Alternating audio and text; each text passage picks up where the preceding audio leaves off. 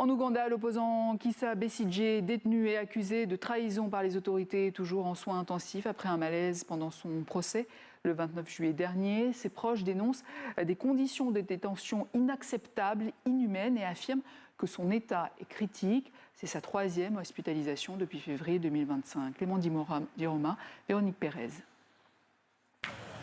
Winnie Byanyima, une opposante inquiète, attendue par les caméras à la sortie d'un hôpital de Kampala.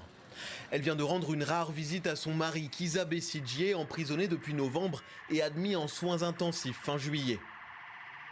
Je le dis clairement, quelle que soit l'opinion politique de chacun, lorsqu'une vie est en danger, il ne devrait pas y avoir de place pour l'indifférence.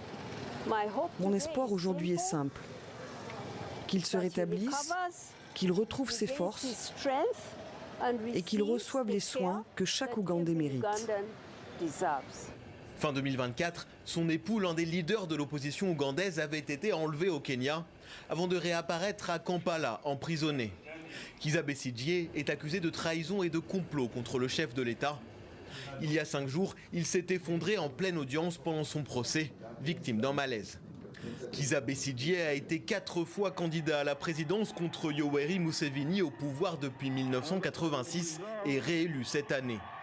Le fils du chef de l'État, potentiel successeur et chef des armées, menace régulièrement les opposants et lance même des sondages douteux sur les réseaux sociaux. Laissez les Ougandais décider du sort de Besigye. Ceux qui veulent qu'on lui pardonne, retweetez. Si vous voulez qu'il soit pendu, alors aimez ce tweet.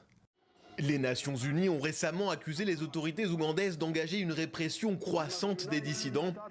Depuis le début de l'année, ils ont recensé la suspension de 10 grandes organisations de la société civile et plus de 50 opposants ont été harcelés, surveillés ou menacés.